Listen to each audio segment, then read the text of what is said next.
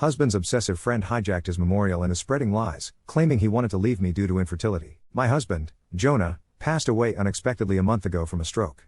I don't want to get specific about that part, it's the worst pain I've ever felt in my entire life, and I'm still not sure how I'm ever going to move on. We were married for 5 years, together for 7. The past 2 years we've been trying for a baby, but we're just getting to the point of considering IVF. When he died, Jonah had a close friend in high school named Marjorie. Marjorie also ended up going to the same university as he did, and they spent a lot of time together during those college years. Jonah said that he liked Marjorie's company, but never felt anything beyond friendship with her, which I totally believe. Jonah dated other women during that period, but told me that several times Marjorie hinted that she wanted him to ask her out. She also joked about wanting him to be her plan B in case she didn't meet someone and get married by 30. By the time I'd started dating Jonah, he had moved a couple hours away from his hometown, and Marjorie. Despite this, Marjorie immediately began finding excuses to come to our town and hang out, which usually involved her encouraging us to go drinking, and then her passing out on the couch at Jonah's apartment. I didn't mind her for the most part, but she had a habit of saying things like, "You know you ruined our marriage pact, ha," and pointing out all the things that she knew about him, like what he took in his coffee, his favorite bands, etc. over the course of our relationship, and especially after we got married. Jonah definitely put some distance into his relationship with Marjorie. He confided in me that he felt he had outgrown her and that they really had little in common anymore. He stopped responding to her invitations to hang out as often, though he would occasionally call to catch up out of guilt, especially when she would text him or leave messages saying she was so sad he was ignoring her and the like. But now he's gone. I had him cremated, like he wanted. We haven't done the memorial service yet, it was too hard for me to even imagine the first couple of weeks, and I also wanted to give time for some out-of-state people to make travel plans. The memorial is this weekend. However, 2 weeks ago, I received an email from Marjorie, sent to around 60 people, including Jonah's family, saying that she was holding a memorial service for Jonah in the town where they grew up, the day before his memorial here. I was completely blown away, seeing as she hadn't mentioned anything to me or even attempted to call. Along with the details, the email said that she was planning the memorial in light of the fact that no other service had yet been held in his memory, and he deserved to be laid to rest with honor. For the record, she was invited to the memorial which I've been planning, and knew it was happening. I called her, of course, and told her that while I appreciated her willingness to help with Jonah's goodbye, I was already planning a service for him that would involve all of his family and friends. She immediately went on the defensive, and said that she had only started to plan a service when she realized I wasn't willing to do it in a timely manner. I told her that the timing wasn't her choice to make, but that if she wanted to have a memorial of some kind, to please just add on the invitation that his official memorial was going to be held this weekend. She said fine. I sent a message to all of Jonah's invited friends/family to make sure that they knew the real service with both of our families was going to be here, and then just washed my hands of the whole thing. This week I received a message on Facebook from Jonah's cousin, saying that Marjorie, who has apparently blocked me on Facebook, created an event for Jonah's official memorial service, her memorial, and invited everyone she possibly could. I've been getting blown up with emails asking which day the memorial is, and where. I'm honestly furious, I don't have the emotional energy to deal with this. I ended up putting a post up on my wall, reiterating the date of his service here, and asking people to please share it. Thankfully I think the older members of the family don't use Facebook or email very often, so most of them haven't been confused, but a lot of people now think that Marjorie's service is the real one. I called Marjorie again, asking her to add an addendum to her event saying that his actual memorial was going to be here. She told me that Jonah would have wanted it this way and that if I couldn't appreciate her efforts, I wasn't invited to say goodbye to Jonah. I told her that was fine, seeing as I'd already said goodbye to Jonah when I held him as he died. She hung up. Apparently she's now spreading information to her mutual friends with Jonah, saying that he was planning on leaving me because I wasn't able to conceive. She also said that we had approached her to carry a baby for us, all absolute lies. His cousin sent me a screenshot of a text where she said that Jonah always thought we would have the cutest baby together and that angry widow doesn't understand how much he wants children. I'm at a loss as to what to do. I don't care what she says about me, but she's now tarnishing my husband's memory, especially saying that he wanted to divorce. Jonah would never have left me, and anyone that knows him at all knows that we were committed to each other above all else. I need to figure out how to tell this woman to fuck off without encouraging her to spread more lies. And I also want to just forget the whole thing and crawl in bed and never get up again. Help me, please. Update 1. For those that offered monetary assistance, Jonah and I were in a stable position financially. I'm going to be comfortable until I decide to go back to work. Your willingness to help was deeply appreciated, however, and I'm truly bowled over by your kindness. I took the advice of the majority of comments, and called the chapel where Marjorie was planning her service. I spoke with the pastor, who immediately told me that he had been trying to get in touch with me regarding the service. Apparently both Jonah and Marjorie had grown up in that church. I am not religious, and neither was Jonah as an adult. My voicemail has been flooded, so it's definitely plausible that I overlooked his call. He immediately expressed how sorry he was to hear of Jonah's loss, and said he had received my contact info from Jonah's great-aunt who still attends there. He said he was surprised when Marjorie asked to have a service for Jonah, but she had claimed that Jonah and I were separated and I didn't want to be involved. He had been trying to follow up with me, but obviously that didn't happen. He was very apologetic, and said that we could cancel the service, or move forward in any way that felt right to me. He said that he knew the church members would appreciate the service, since many of them remembered Jonah as a boy, but obviously Marjorie would no longer have a role. I agreed that the service could go forward. He called to speak with Marjorie after our conversation, and informed her that she was no longer welcome to participate in the organization of the service after her behavior. He wouldn't tell me all that she said, but says she was distraught, and he recommended some mental health/spiritual services to her that he hopes she accepts. She apparently apologized for lying, and asked to speak with me, but I declined. I feel bad if she's truly contrite, but I just have too much on my plate right now. We had 2 beautiful services for my husband, first the one at his hometown church, and then the non-religious one that I planned. Everyone that came wanted to honor Jonah, and that's all that really matters. I was told a dozen stories about him that I'd never heard before, and I laughed so hard I cried, then cried some more. My cousin was on the lookout for Marjorie, and I honestly didn't think about her the whole weekend.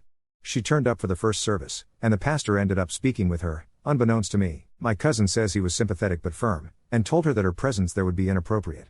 Surprisingly, she left without fuss. Update 2. I'm not sure if anyone will remember this post, but I thought I would update since it's been a few months. I haven't been checking my inbox, and I'm sort of amazed I remember the password at all, but I appreciate all of you who sent encouraging messages. It means a great deal to me. It's been around 5 months since Jonah died, and honestly it still feels like I'm waking up and living the same day over and over again. I'm in therapy, but the feeling of grief has not subsided whatsoever. Everything reminds me of Jonah and I still feel like half of me is gone. I'm considering moving out of the country, or at least to a different state, but I also feel like a piece of Jonah is here in the house where we lived. Even worse, Marjorie has still not disappeared. I deleted my social media a couple of months ago in an attempt to simplify my life, but my cousin, who also knows Marjorie, let me know that she has been recently posting photos of herself on Facebook, with Jonah. Some were from several years ago, but she was saying things like I still miss my man every day and I can't wait until Jonah's baby arrives. She is apparently pregnant and claiming that the baby is my husband's. She has also photoshopped his face onto several photos, some on another shirtless male posing semi-suggestively with her. The photoshopping is pretty good, but it's obviously not my husband's body.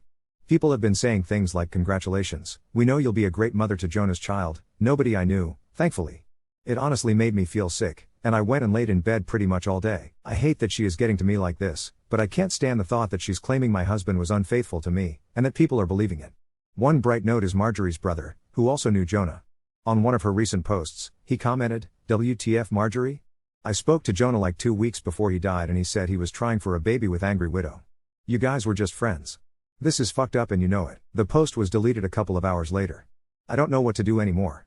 I don't have the energy to battle with this woman, but I'm infuriated and hurt by this blatantly disrespectful pack of lies that she's spreading. My cousin called her and asked that she remove the photos, but she apparently said that angry widow can go to hell. She just doesn't want to accept that Jonah wanted a baby with me more, and she couldn't give him one. I'm lost, guys. Update 3. A lot has happened since my last update. Hopefully this will be the end of the story. Marjorie's brother became very concerned after speaking to me, and apparently questioned Marjorie extensively about her behavior. She continued to claim that she was pregnant with Jonah's baby, and that they had had a lengthy affair, but the details didn't add up. The brother knew Jonah pretty well, and was generally aware of his work schedule, etc. She said they were meeting at a hotel at lunchtime 3 days a week, but he knew that Jonah came home for lunch with me every day. Stuff like that. He went home late that night to sleep on it. After he went home, Marjorie came over to see me at 3 a.m. She started screaming at me to come outside, saying that I had ruined her relationship with Jonah, and how happy they were before me, etc. etc. I called the police and her brother, who both arrived around the same time. She pushed the police officer who tried to ask her what was going on, and was immediately arrested. I felt bad for her brother, but he just apologized to me repeatedly. Marjorie yelled expletives and tried to demand special treatment because the police were apparently hurting her baby by keeping her in the car. I gave a statement, and they left. Not exactly sure what happened after, but her brother says she is now under psychiatric evaluation, and is apparently struggling with a mental disorder that he wouldn't name. She has apparently not taken her meds in 2 years. I didn't ask for details, but it seems she is going to get some help. I'm not pressing any sort of charges. Her brother also linked me to his post on social media, where he made it very clear that Marjorie has been having some difficulties, and absolutely none of what she said about Jonah is true. I'm glad this seems to be over, but I've decided I need a fresh start no matter what. I'm looking for a job out of state, and I'll be doing my best to leave my life with Jonah behind. Thank you all for your help and encouragement. Update 4. I used to count months since Jonah died, but lately, time has become slippery. Sometimes hours feel like days, sometimes a whole week passes and I don't even remember what I did. I guess the platitude is right, grief isn't linear. I still miss him every day, and sometimes, I think I always will. I moved 3 states away, new apartment, new city. I tell new people I meet that I'm a freelance writer, which is technically true, and most days my work is just wrestling myself out of bed and to the cafe on the corner, where the barista knows to add too much cream, just the way Jonah would have done it for me. The place I chose is nothing like where Jonah and I lived. It's noisy. My neighbors shout greetings down the halls, and a dog across the courtyard barks at everyone. I picked it because I wanted different. It turns out, different is both comforting and exhausting. For a while, after Marjorie's incident, I was scared she'd show up again. I avoided social media, blocked her number, even got a P.O. box for my mail. But as spring stretched into a messy, humid summer, silence reigned. I didn't hear a word from Marjorie, not even through the grapevine. Her brother texted, just once, to say she was somewhere getting help, and the doctors thought she would need a long time to stabilize. He thanked me for my compassion and apologized again for everything. But here's where things get complicated, because when has anything with Marjorie not been complicated? 3 weeks ago, I got a call from an unfamiliar number. I let it go to voicemail, but when I listened later, my heart dropped. It was Marjorie's mother. She sounded tired, older than I remembered from the few polite, brittle exchanges we'd had over the years. She told me Marjorie was still at a psychiatric facility, getting consistent treatment at last. Her delusions, she said, were much worse than anyone suspected. She wanted me to know that Marjorie now seemed to realize Jonah's death was real, and that she had built up a whole fantasy in which Jonah secretly loved her because she couldn't cope with losing someone so central to her adolescence and young adulthood. And then, more surprisingly, she asked if I would consider writing a letter. Apparently, Marjorie's therapist thought it would be healing for her to have a letter from me, acknowledging Jonah's death, the truth of our relationship, and even my sorrow. No pressure, her mother said gently. But you're the only one she really saw as in the way. You could help her say goodbye. I hung up and cried for the first time in months, angry, exhausted, sad. I had just started to feel like I might have the right to heal, and now I was being asked for more emotional labor, by the woman whose daughter had upended my world. But I thought about it for days. I talked with my own therapist. Ultimately, I wrote the letter. It wasn't long, but I told Marjorie the truth, that I had loved Jonah more deeply than I'd ever loved anyone, and that he had chosen me, and continued choosing me, every single day we were together. I told her that I was sorry for her pain, and sorry for all of our pain, that grief makes us do and believe strange things, and that losing Jonah made the world a little darker for both of us. I mailed it to her mother, care of the facility, and tried to let it go. But the universe has a strange sense of timing. About a week after I sent the letter, an elderly man knocked on my apartment door. He held a battered shoebox in both hands and told me he'd gotten the wrong floor, but could I help him read an address? He was lost, not just in my building, I realized, but deeply, heartbreakingly lost. His hands shook and he was slow to understand. I walked him to the right apartment, which turned out to be on the very top floor. Before he went in, I noticed the shoebox was covered in stickers, bands, college mascots, little inside jokes. The kind that Jonah and I used to put on everything during our first summers together. The sight of it jolted me. His granddaughter peeked out. She's about my age, dark curls, tired eyes. She gave me the world's most grateful smile. That's my grandpa. Thank you, I'm sorry, he gets so confused. She trailed off. We talked for a few minutes, standing in that narrow hallway, Grandpa shuffling inside. Somehow, the conversation leapt from oddball neighbors to life and grief. I told her I lost my husband this year. She blurted, "Oh, God. I lost my fiancé 2 years ago. Cancer." There it was, the invisible club for widows under 40. The sadness that flips a switch in your brain, making you both instantly, weirdly familiar with another person. We ended up talking another hour.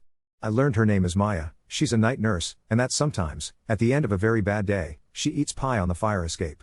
That's the kind of detail I used to love collecting about Jonah, the often pointless trivia that means you're letting someone into your world. We started having coffee together on weekends, occasionally trying out old bakeries or watching dumb sitcoms.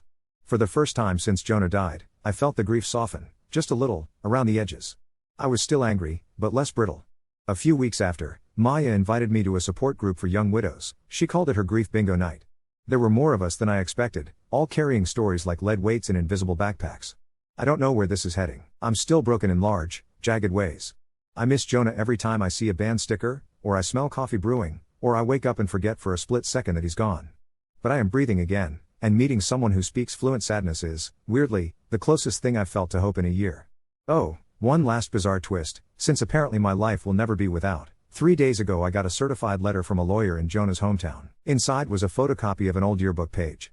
Marjorie had apparently submitted an application, years ago, to organize an alumni event and, in her notes, detailed a future reunion she planned with Jonah, complete with hand-drawn hearts and chibi caricatures of them with 2 kids and a dog.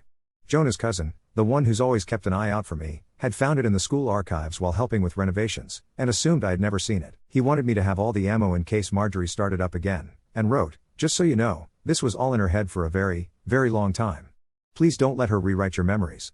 I laughed, because the drawing was, honestly, adorable in the way a child doodles, and heartbreaking in hindsight. But mostly, it felt like a sign, a reminder that none of the strange, painful tangles with Marjorie could rewrite the real parts of Jonah's and my love story, that belonged to us, and only us. So, I'm learning to let go, not just of Marjorie and her twisted version of things, but of the guilt, too, and of the expectation that closure comes neatly. Life is messier than that. But there are people, and pie, and striped mugs with too much cream, and for now, that's enough. Thanks, truly, for listening through all of it. I'll always carry Jonah with me, but I'm also learning not to carry everything else. Update 5. I never really expected to come back here, not after all that's happened, and definitely not after my last update, which felt like it should have been the final word. But life apparently has other plans.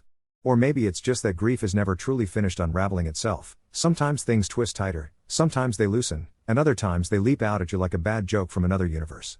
So here I am. It's been almost a year and a half since Jonah died. I don't measure the time in months now, it's more like since migration, before Maya, after the letter, like chapter markers in a book I didn't choose to write. The new rhythm of my life, new city, new coffee shop, Maya's laughter echoing in my kitchen, the infinite parade of unlikely small joys, has started to feel real, or at least less borrowed. But then, 2 weeks ago, the past, never quite done with me, smashed back into the present. In a way I never saw coming. It started innocently enough, a text from my cousin, the ever-vigilant family chronicler / Jonah's cousin, not the pie on fire escape Maya. He asked if my move was still going okay, said he was clearing out more things from the old house they grew up in, and would I want Jonah's box of college stuff?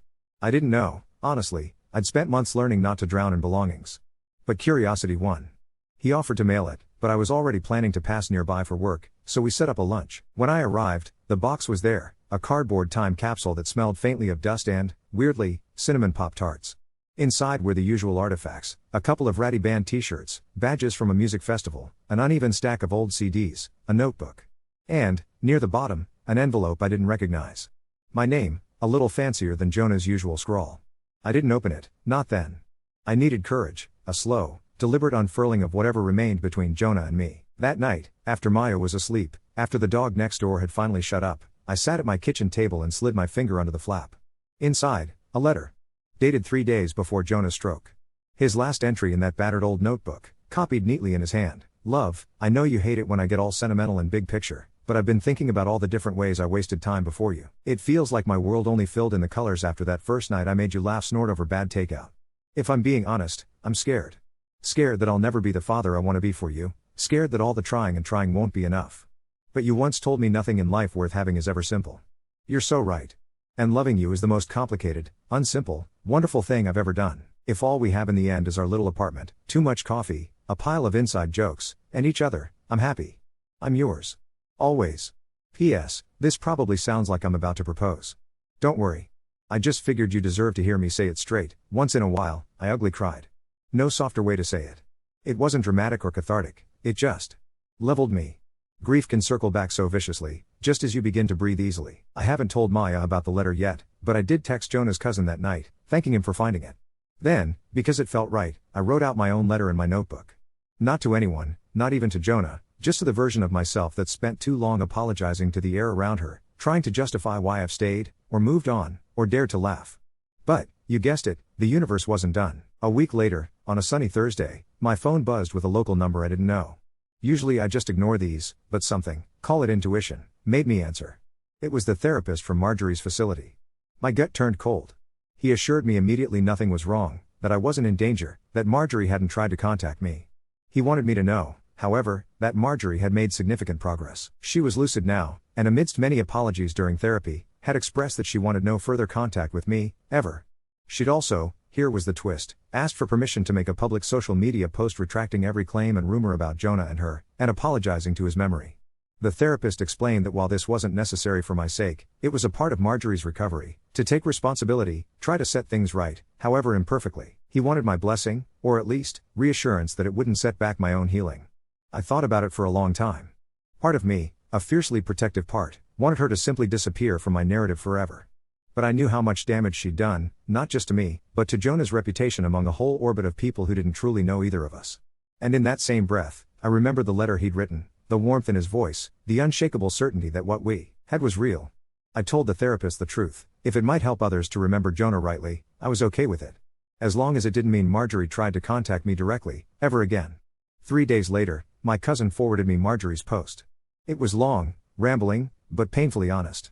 She wrote that in her grief, and her illness, she'd created stories to survive losing a friend who once meant everything, who had moved on and built a real life, and that none of her stories, none, were true.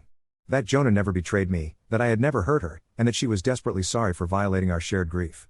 She even signed off with a line, probably at the urging of her therapist, urging anyone who knew lies to let them go, and honor the truth. For better or worse, my inbox was full again, mostly good, always bittersweet.